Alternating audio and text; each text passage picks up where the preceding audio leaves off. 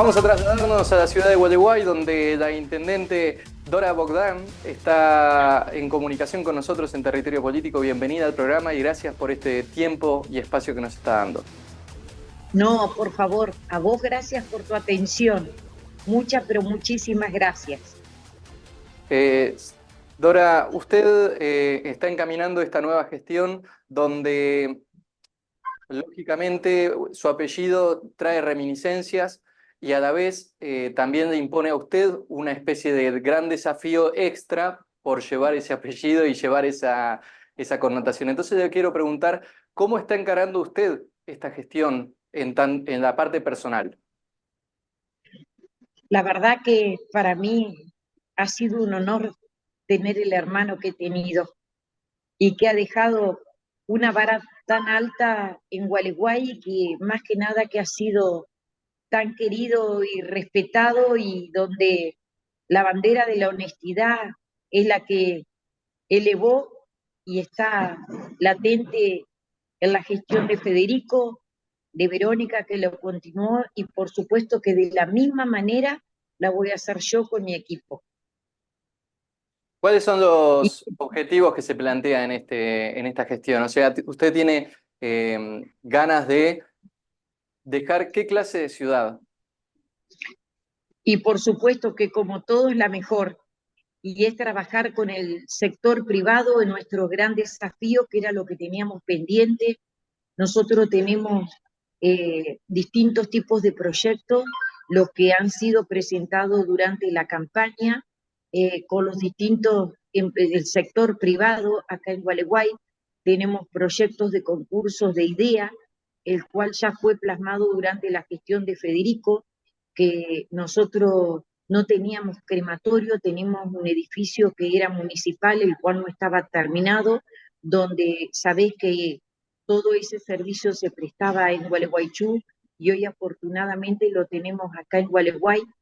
En el ingreso de Gualeguay tenemos el proyecto de una isla de servicio donde es un terreno municipal donde lo hemos trabajado con los distintos estaciones de servicio y los concejales hoy ya están trabajando para presentar el proyecto para hacer el ingreso de la ciudad, una playa de estacionamiento de transporte de carga para evitar el ingreso a la ciudad, porque sabemos lo que significa tener los camiones entregando la mercadería, donde pueden hacer el transbordo y ingresar camiones de que no sea más ágil la carga y la descarga, tener la estación de servicio y con otro tipo de servicios que cada uno proponga. Y a la izquierda nosotros hoy tenemos el parque aéreo,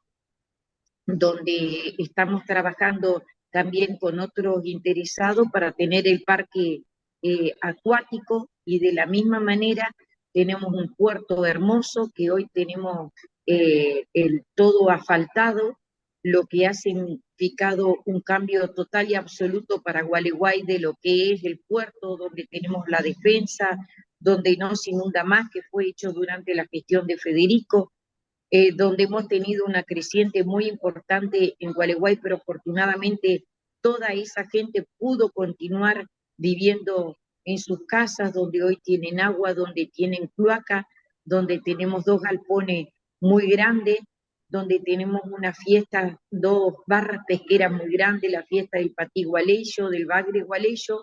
No tenemos la capacidad donde estén ubicadas todas las lanchas en Gualeguay. Tenemos un terreno municipal donde tenemos proyectado trabajarlo con los particulares, la guardería náutica, donde sería una solución para tener más de 1000 lanchas que hoy tenemos entre Gualeguay y Galarza, para que tengan un lugar cercano al río, donde estas estén, un lugar donde estén ubicadas y cuidadas y donde sea más ágil la salida al río. Así que tenemos que ser creativos y trabajar con el sector privado, porque sabemos que se tiene que poner en funcionamiento tanto desde la órbita nacional como provincial los distintos tipos de proyectos, pero esto no tiene que ser un estancamiento para nuestra ciudad. De la misma manera estamos trabajando en el edificio para generar mano de obra calificada de acuerdo al distinto requerimiento que tenga el sector empresarial, lo cual vamos a capacitar a los gualeyos en forma conjunta, ya sea con UTN o con WADER, que son las distintas universidades que estamos trabajando los proyectos de acuerdo a lo que requiera el sector privado para generar mano de obra calificada para que después sean absorbidos y generar fuentes de trabajo, que es uno de los grandes requerimientos y preocupación que hay en este momento en toda la ciudadanía, no solamente acá en Gualeguay. Y en cuanto al polo educativo, que no sea un impedimento lo económico para que los gualeyos tengan que irse a otro lugar a estudiar, sino que desde Gualeguay le podemos ofrecer distintos tipos de carreras. Dora, usted estuvo mencionando distintos tipos de proyectos de articulación público-privado y mencionaba distintos tipos de parques, como el parque acuático, y se me vino a la cabeza parques industriales, que en distintas localidades, incluso localidades muy chicas, se han estado impulsando, se han tratado de trabajar, y me ha llamado la atención que en Gualeguay no se haya concretado un parque industrial, teniendo en cuenta la cantidad de empresas que se dedican a la industria dentro de esa localidad. ¿Qué es lo que ha impedido que eso se desenvuelva? Es el lugar, nosotros el espacio físico para el parque industrial lo tenemos, pero es camino al puerto. Y es, como siempre, ha sido un impedimento lo económico porque es una zona totalmente inundable. Se intentó en un momento, se pidió el presupuesto para el reculado y para toda la parte eléctrica, pero en esa zona el gas va a ser inviable. Por eso nosotros lo tenemos proyectado sobre la ruta 14. Tuvimos la oportunidad de poder comprar un campo, pero como siempre el dólar sabemos cómo va subiendo y fue la imposibilidad desde acá poder llegar a concretarlo.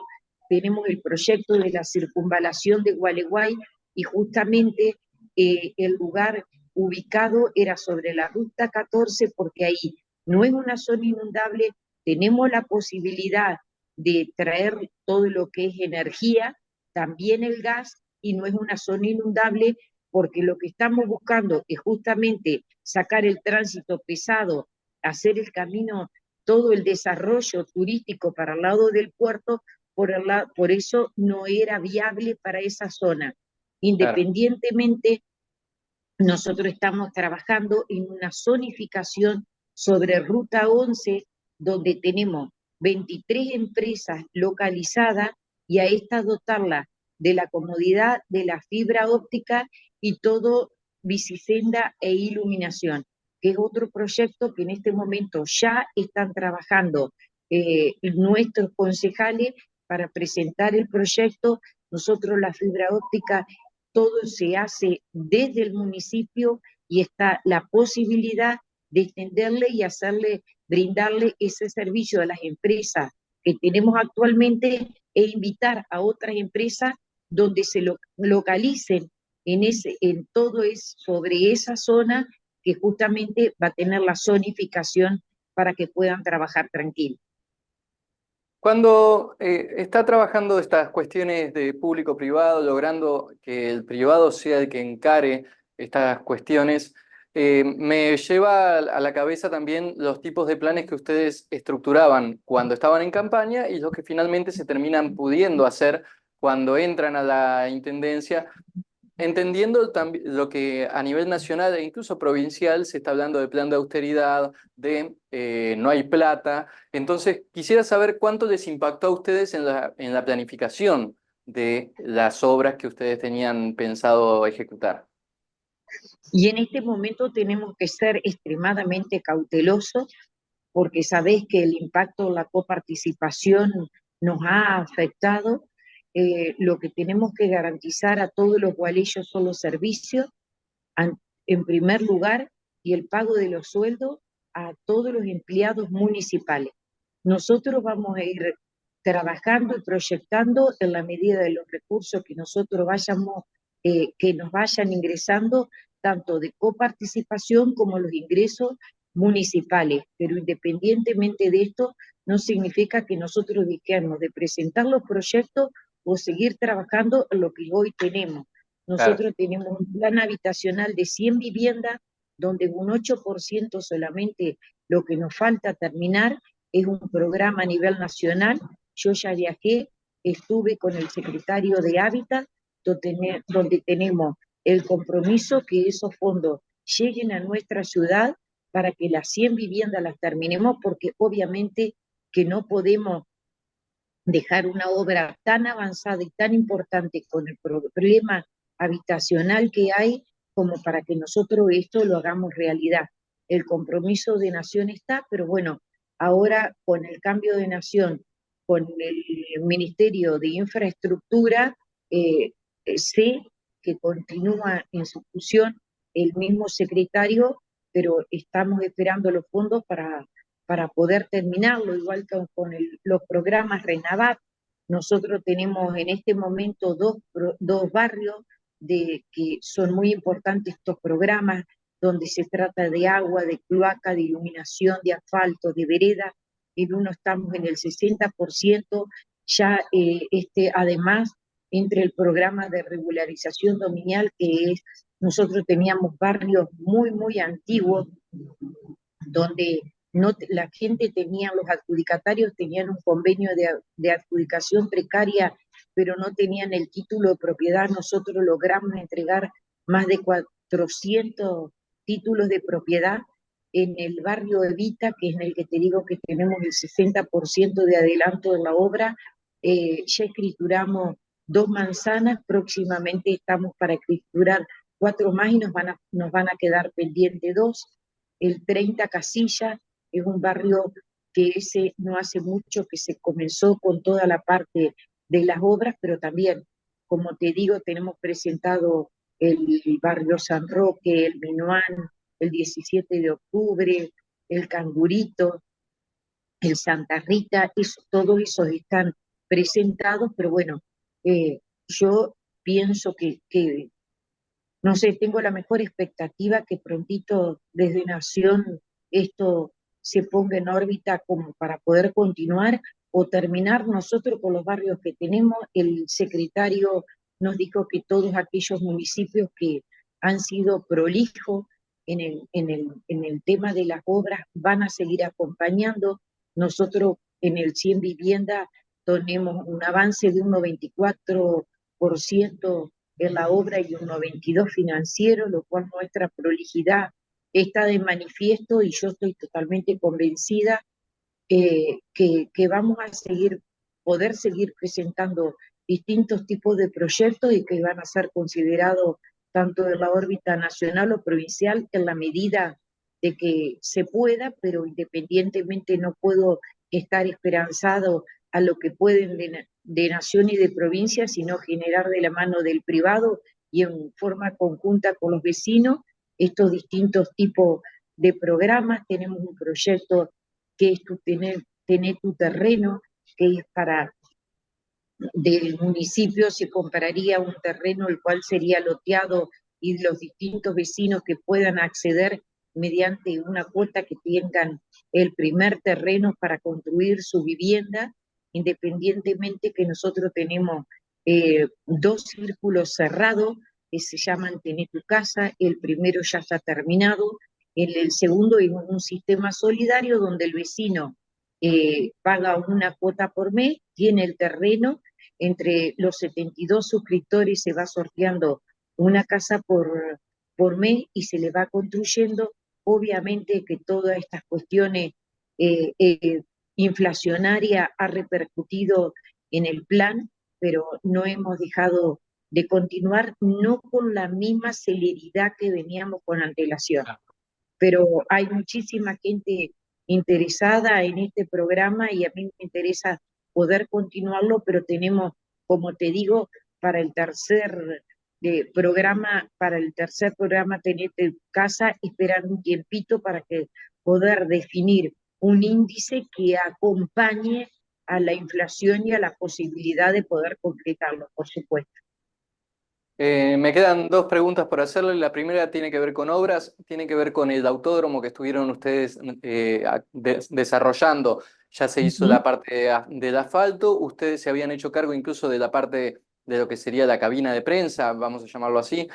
Cuénteme un poco cómo está eso y si se trabó la obra No, o tiene no, ya. ayer estuvimos reunidos justamente con José Luis Pitón, quien es que está trabajando, ya le van a hacer la parte eléctrica a la parte del galpón, la torre de control se va a terminar, se le van a poner las aberturas y el asfalto que estaba pendiente se va a hacer.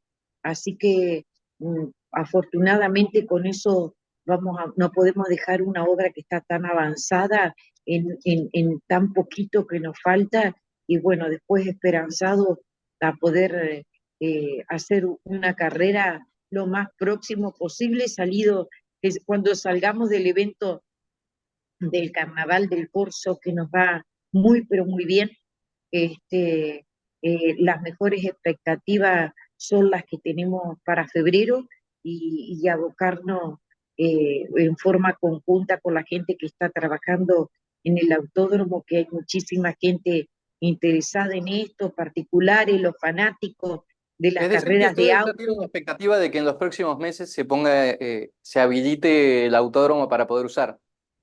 Si Dios quiere, por supuesto que nosotros no podemos tener una obra tan importante donde ha sido una inversión de todos los gualeyos paralizados. Lo vamos a poder utilizar si Dios quiere y organizar alguna carrera. Última pregunta tiene que ver con el ámbito de la salud, que no lo hemos tratado. Ustedes tienen un hospital, pero muchos de los servicios que se prestan, ustedes tienen que recurrir quizás a otras localidades para una mayor complejidad. ¿Cómo manejan eso? ¿De qué manera ustedes trabajan y articulan la parte de salud para la ciudadanía de Gualeguay? Mira, nosotros tenemos 7 dispensarios, 12 y la asistencia pública. Si Dios quiere, ahora el viernes vamos a inaugurar un mamógrafo que teníamos comprado desde marzo, que por todas las cuestiones de burocracia, la compra, toda la instalación y la habilitación en el Ministerio de Salud, afortunadamente ahora ya empieza a funcionar. Tenemos otro en la asistencia pública que en este momento está en reparación. Nosotros lo que brindamos es la atención primaria Atención de la primaria. salud. Nosotros trabajamos en forma conjunta con Hospital San Antonio, independientemente tenemos telemedicina, tenemos 2 salas de estimulación temprana, la cual la hemos tenido que ampliar en mayor horario por la demanda que tenemos. Nosotros además tenemos la Secretaría de la CEPAC, la Secretaría de Adicciones, en los cuales tenemos 780 consultas mensuales, donde tenemos psicólogos, donde tenemos psiquiatras, además tenemos el dispositivo de la mujer que es para violencia de género, un proyecto de muchas gestiones que no se había podido concretar y la verdad que hay veces que no hay conciencia al que no sufre este flagelo, pero es muy importante no solamente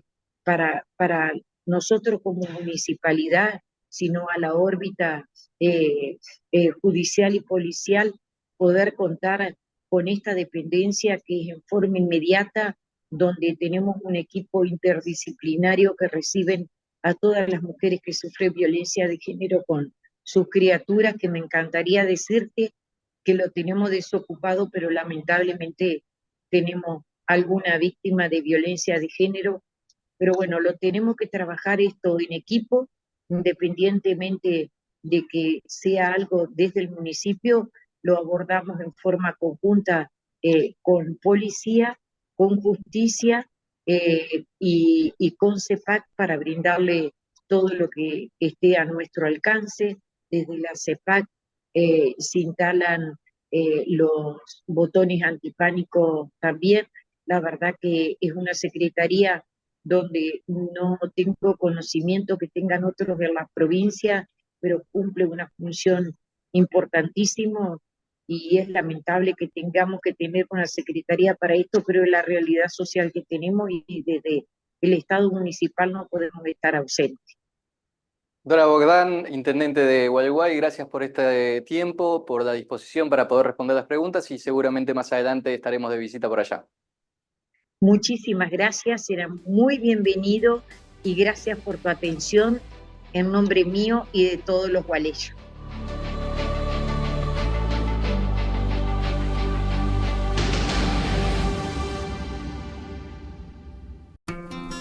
Arquitect diseña ideas, concreta proyectos y ejecuta obras.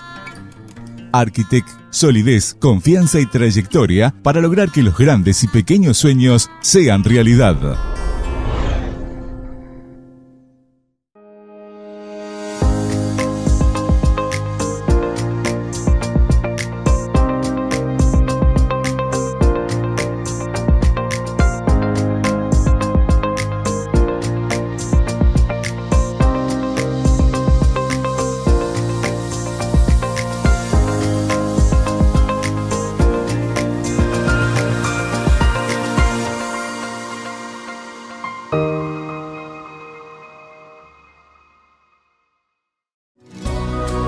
Fundación de Mujeres Golpeadas de Concepción del Uruguay, Entre Ríos. Si sufrís violencia de género, si necesitas ayuda, llámanos. Ponete en contacto con nosotros y te ayudaremos. Estaremos para contenerte, ayudarte y darte una mano. Es un mensaje de Amelia Sosa, presidenta y fundadora. Teléfono 03442 45 74 78. Fundación de Mujeres Golpeadas de Concepción del Uruguay, Entre Ríos. Tenemos nuestra página de Facebook, Ayuda a Mujeres Golpeadas de Concepción del Uruguay, Entre Ríos. También en Instagram nos podés encontrar.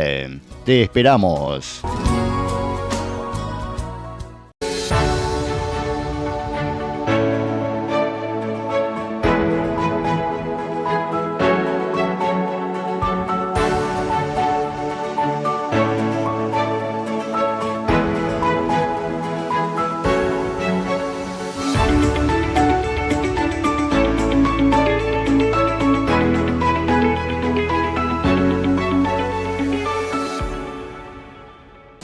Hoy vamos a avanzar sobre una problemática que desde el año pasado que nos viene trayendo bastante mal, que es la cuestión de los alquileres y la posibilidad de tener un lugar donde vivir, de poder mantener en el tiempo el pago de esos alquileres, que el inquilino que tiene una negociación con un propietario, el propietario también pueda garantizar que le ofrece algo que le rinda económicamente, poder sostener la casa, poder asegurar que eso sea algo rentable en el tiempo. Y la injerencia del Estado en estas cuestiones ha sido fundamental a la hora de que vaya bien las cosas o que vaya mal, como pasó a fin del año pasado, donde no habían directamente alquileres porque la ley de alquileres estaba complicando muchísimo la situación. Hoy tenemos una derogación de la ley de alquileres y entra toda una nueva dinámica en este mercado, donde Alexis Neuwirth, que es corredor público y martillero, va a estar pudiendo hacer una reflexión y comprender un poco más cómo viene esa transformación a partir de la derogación de la ley. Bienvenido, Alexis, al programa. Muchas gracias, Alejo. Bien, ha sido tema de discusión álgido en esta última parte del año. Creo que lo que se vino a proponer vuelve a unas bases de 2 o 3 años atrás, más bien te diría al Código Civil del 2015, donde, vamos a entender de que todas estas normativas lo que intentan es generar garantías en la contratación, en este caso de alquileres, entre las partes. O sea, en un ámbito, un contrato, un profesor una vez me dijo, el contrato no es un papel, es aquel acuerdo de voluntades que se genera a través de la necesidad y lo que satisface la necesidad.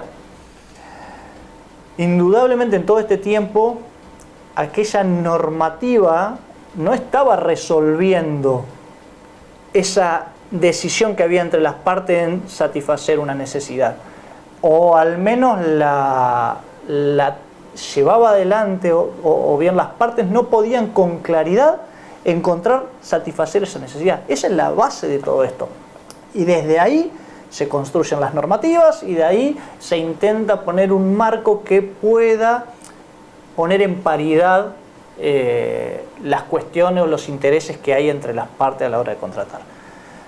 Dando este marco teórico, lo que sucedía en la práctica con la normativa anterior, con una ley que ya modificó al código anterior, la última ley fue la 27551, era que establecía condiciones que en la práctica lo que terminaba pasando era que se retiraban propiedades de alquiler. Por una sencilla razón. Un inmueble para muchos es un refugio de un capital adquirido durante mucho tiempo.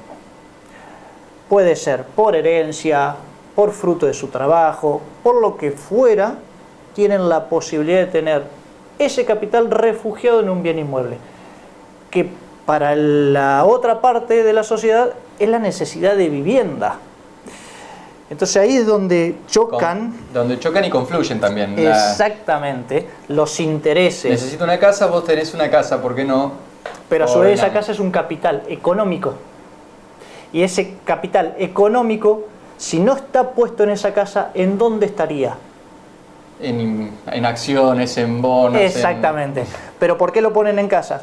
Porque en definitiva el riesgo es menor, necesitas de menos conocimiento técnico a la hora de decir, bueno, ¿cómo este capital ante los avatares de la economía argentina lo mantengo?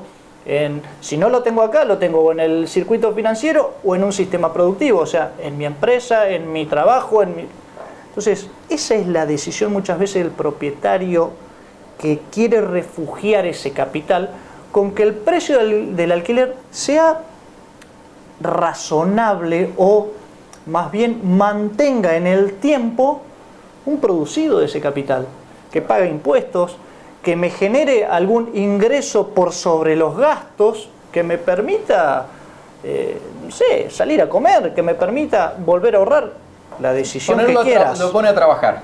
Lo que fuera. Pero cuando las normativas no permiten esto, indudablemente vos fíjate cómo generan los problemas de todos lados, desde la necesidad de la vivienda y de la necesidad de mantener ese capital. Y obviamente que no es la normativa en sí el problema, sino también los contextos económicos, porque las normativas deben dar respuesta a los contextos. Una normativa no cae de un árbol listo, o sea, la adaptás y la sujetás a lo que estás queriendo regular en un momento determinado. Exacto. Bueno, y esto es lo que ha pasado en este último tiempo y que el DNU vino a decir, señores, esta normativa hasta hoy existente no trajo soluciones. Vuelvan a la voluntad de las partes y empiecen a regular la actividad de acuerdo a lo que ustedes mismos consideren como el punto correcto donde puedan encontrarse la satisfacción de esa necesidad de vivienda y de mantener ese capital en el tiempo. Ahí es donde el rol del agente inmobiliario cumple una función de mediador muchísimo más activa y fuerte que cuando estaba la ley puesta. Yo creo que nuestro rol en la sociedad es de encontrar los intereses que las partes tienen, de tratar de acercarlos. Ese es el rol fundamental. Pero nosotros no somos en sí mismos los generadores de la actividad per se. No, claro. Somos un vínculo más, un eslabón más de la cadena, donde dependiendo la capacidad que tenga cada uno de aproximar las partes y de encontrar cómo satisfacer estas necesidades, va a ser el valor que nosotros aportamos en la sociedad. No es otra. Pero puntualmente ahí, en lo que respecta a nuestra actividad, somos quienes más conocemos lo que sucede en la diaria. Si nosotros miramos las cantidades de contrataciones que nosotros hacemos versus las que se dan de manera directa, y obviamente son más las que nosotros llevamos adelante que las que existen en forma directa. No hay una estadística certera que te la pueda decir, pero mirás la cantidad de inmobiliarias que hay en una localidad, las cantidades de transacciones promedios que se dan en una localidad, y medianamente podés establecer esto. Y hoy el consumo del servicio inmobiliario para contratar es mayor que el que se provoca. No sé si esto va a ser hoy y mañana, pasado, de la misma manera, porque la evolución misma de la profesión, de la actividad, de la tecnología, te van llevando a que esto quizás en el tiempo cambie. Ese es nuestro rol. O sea, como conocedores del tema, poder brindar un beneficio a la sociedad para que las dos partes que necesitan satisfacer una necesidad puedan resolverlo. Tomar las decisiones bien informados. Frente a la derogación, estábamos hablando acerca de que la última ley que estaba impuesta generó una ausencia, se quitaban las propiedades de alquiler permanente, se empezaba a utilizar el alquiler temporario muchísimo por el tema de aprovechar a los uruguayos que estaban viniendo en esta zona, pero también en el lado chileno seguramente tenían en la cordillera mismas situaciones. Estamos hablando de zonas de frontera con tipo de cambio donde influye muchísimo. Viendo nuestra particularidad como entrerrianos, ¿qué impacto en lo inmediato está usted viendo que se está dando en esta cuestión de los alquileres? ¿Se activó? ¿Volvió a aparecer la oferta de inmuebles en alquiler para alquiler permanente? ¿Cómo se están dando esos contratos nuevos que se están haciendo? Bien, voy a separarte en dos esta pregunta. La temporalidad de los contratos es una tendencia mundial que los gualeguaychenses no estamos ajenos. Fíjate, la modalidad de trabajo hoy remota, cada vez más asentada, ha provocado que por ahí esta situación de contratos temporales, no lo pienses solo en el ámbito turístico, que es por semana, por fin de semana, sino por 2 meses, por 3 meses. Está sucediendo mucho a nivel mundial. De hecho, tengo que hacer un trabajo en Buenos Aires, me tengo que ir a Buenos Aires por determinada cosa que voy a ir 3 meses, 4. Esa temporalidad en la vivienda la estamos viviendo acá también, sumado al boom del sector, de los ciudadanos uruguayos que, beneficiados por el tipo de cambio, aprovechaban a quedarse un fin de semana, realizaban compras, etcétera, etcétera. Entonces, todo eso son cúmulos de cosas que lo que van haciendo es, ante reglas que no están lo suficientemente claras en términos de un contrato de largo plazo, y existiendo esta otra posibilidad, que podés puntualmente disminuir el riesgo para el propietario, surge como una alternativa más tentadora, llamémosla. Y eso es lo que saca del mercado aquellas propiedades que permanentemente se alquilaban de manera permanente, a llevar a la posibilidad de decir, bueno, lo voy a evaluar, si quizás con una inversión más de amoblamiento lo pongo en esto y de última voy manejando el riesgo de qué es lo que pasa en el futuro con las normativas de alquileres. Esa es una distorsión que se generó. Y lo segundo, a partir del DNU, volvieron al menos inicialmente las consultas o a reafirmar los propietarios la intención de buscar un precio acorde y la manera de ajustar en el tiempo ese contrato de alquiler permanente. Porque vamos de vuelta a lo que anteriormente te contaba. Cuando las normativas, las condiciones no están dadas en su mejor forma para contratar de manera permanente, buscas otra alternativa como propietario. Pero esa otra alternativa te demanda, por ejemplo, una inversión en mobiliario. Entonces ahí empieza la discusión. ¿Me dedico a alquilarlo de manera temporaria? La sigo y veo cómo me adapto con esta normativa y cómo podemos buscarle la vuelta. No es legal. Lo que existía hasta ese momento era una sola ley y era esa la que había que respetar.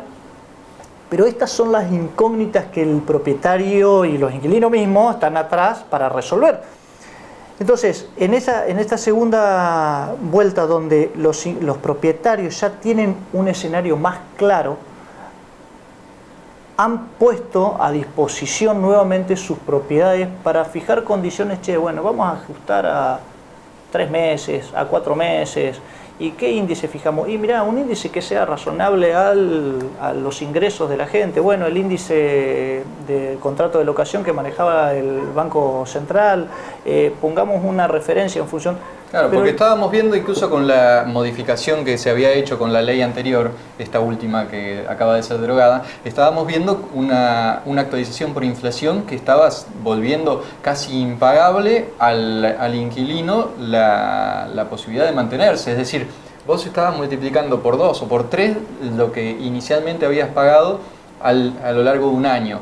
primero perdía el propietario, luego perdía el inquilino, luego el propietario, luego el inquilino, por el tema de cómo está la vorágine de inflación. Bien decía usted, frente a una situación no es una ley caída del cielo que se aplica automáticamente, sino que tiene que estar inserta en una realidad cotidiana. Y nuestra realidad estaba mostrando que era inviable ese tipo de acuerdos. Para las dos partes. Para las dos partes. No beneficiaba a nadie. La realidad, cuando el inquilino se encontraba, obviamente tenía el beneficio de que durante un año estaba pisado ese alquiler, quedaba totalmente desfasado con una realidad económica. A ver, los precios son siempre relativos, no existe un precio absoluto, son relativos. ¿A qué? A otros bienes, ¿sí? Y el precio de alquiler tiene una relación con lo que también cuestan otras cosas. Esa diferencia, cuando le tocaba renovar al inquilino, en el primer año tenía una incidencia de un 100 y piquito % del último periodo, ¿no? Siempre lo tenías que tomar mes a mes, ¿no? De acuerdo a cómo habías entrado. Pero la inflación... 110, 120% fue. Exactamente, la misma que marcó el índice de inflación, no, la verdad que no llegamos a conocerlo. Menos mal. Tal cual. Pero medianamente estaba de la mano de la inflación. Pero ¿qué pasaba ahí? Que así todo al inquilino le servía sostener ese contrato de alquiler, porque si tenía que moverse a buscar otra propiedad con un precio nuevo, ya los precios nuevos estaban totalmente ajustados a la realidad.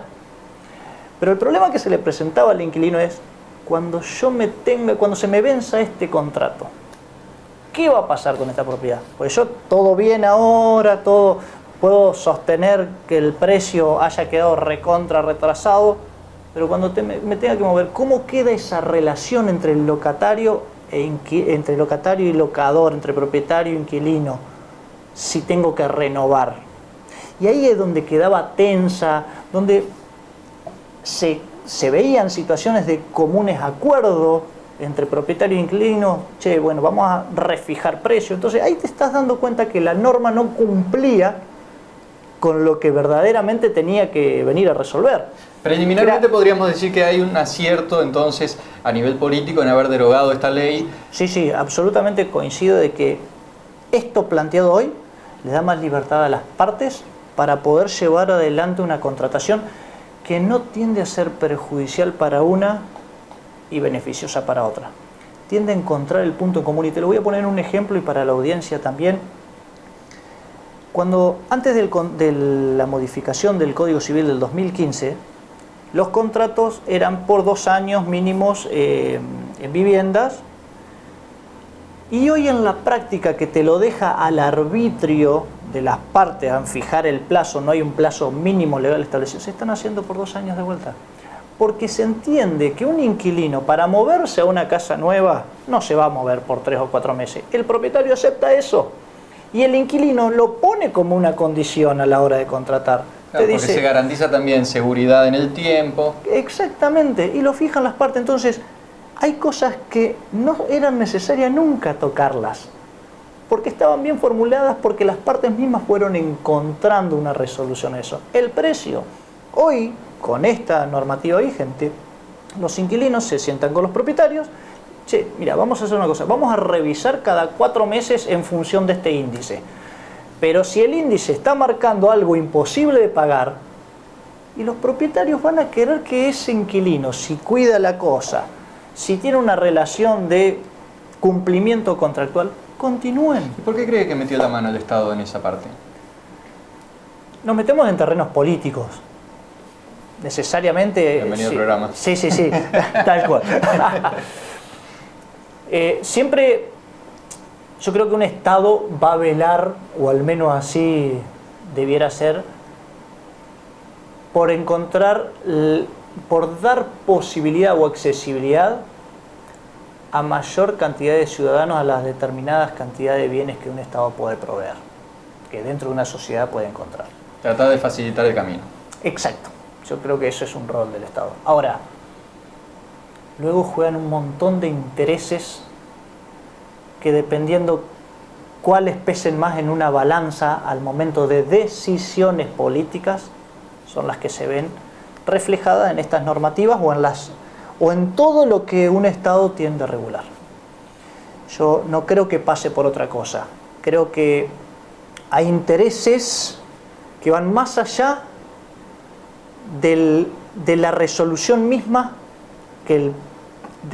de la resolución misma del problema que se desea solucionar. Es decir, que la actitud política de hacer una ley que regule esa situación como la que pasó, o la decisión de derogarla también, tiene intereses detrás que juegan a algún beneficio por algún lado, alguna cuestión que facilita o que permite por otro lado también, no necesariamente dentro del ámbito Ahí va.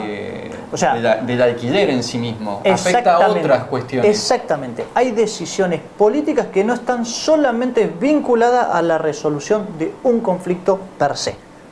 Eso es lo que sucede, porque vienen con un cúmulo de cosas. La clave sería entender cuáles fueron esas partes afectadas. ¿Qué es lo que motiva a quiénes benefició, en qué los benefició? benefició? Como así hoy mismo sucede, y lo pusiste en ejemplo, el DNU. A ver, el DNU por sí solo, la derogación por sí sola de esta norma no fue lo único que se planteó. Entonces, detrás de esas decisiones políticas hay ideologías, hay intereses, Sí, hay negocios, hay absolutamente un montón de cosas que, bueno, a ver, el punto es, un Estado existe para establecer normas de conducta. Cuando determinadas normas de conducta no están cumpliendo su labor, indudablemente hay que buscar los cambios. Y bueno, acá creo que es lo que se intentó plantear desde la política en sí. Creo que ha sido beneficiosa, como así no fue o no lo fue anteriormente la modificación de esta ley anterior, la 27.551. Última parte de la entrevista, ha sido muy enriquecedor todo lo que hemos estado hablando. Estas cuestiones de los alquileres temporales por un lapso de 3 meses, 4 meses, como mencionaba usted hace instantes, ¿piensa usted que eso a la larga va a ser más tendencia que los alquileres permanentes, que van a priorizarse más por el tema de que pueden actualizarse precios mucho más rápido, es decir, una oferta tipo golondrina de alquiler? Te voy a hablar desde la experiencia, o te voy a responder esta desde la experiencia. El segmento de la oferta de inmuebles, para satisfacer la demanda temporaria, tiene que invertir no solo en el amoblamiento que tiene que disponer agregado a ese inmueble, hacer una mudanza constantemente, ¿entiendes? Ya tiene que estar amueblado. Sino también empieza a suceder de que a esa situación de un contrato temporario más corto, debes agregarle el servicio de recepción, de cuidado, de mantención, de renovación de inmuebles, de esto, de que brindo con sábana, sin sábana, con ropa blanca, con... Tiene su dolor de cabeza propio. Un servicio agregado. Y entonces ahí es donde efectivamente, y me animo a plantearlo de esta manera, no va a dejar de existir la vivienda que satisfaga la necesidad de manera permanente, pero sí puede pasar de que haya momentos que una esté más sobre la otra en cantidad de oferta disponible. Si el sector inmobiliario tendría que satisfacer la cantidad de demanda de vivienda, sería, me animo a decirte, casi infinita. Obviamente que no existe de manera infinita, pero, y más sobre todo en las ciudades de crecimiento habitacional, siempre es mayor la demanda que la oferta, y eso es un ABC que tenemos en el sector. Entonces, si las condiciones macro o internas en la Argentina, sin ir a las macro, dan la posibilidad de que el stock se pueda aumentar, más sencillo se satisface las necesidades de vivienda permanente o temporaria. Y a mayor oferta, mayor competencia, baja el precio también. Muchísimas gracias por este tiempo. Hoy, más adelante seguro lo voy a invitar para hablar acerca de la cuestión de compra y venta. Estamos viendo muchísimos carteles en estas épocas de crisis. Me hace recordar al 2001 que se acumulaban los carteles de venta y había poco dinero para poder comprar en viviendas. Hoy estamos viendo también muchas inversiones en lotes, Usted tuvo durante un tiempo hasta fideicomisos de armar edificios, habría que ver cómo está esa situación, pero lo dejamos para la próxima, ¿sí? Con todo gusto. Muchas gracias por la invitación. Alexis Neuer entonces pasó por este primer parte de Territorio Político, gracias y ya volvemos.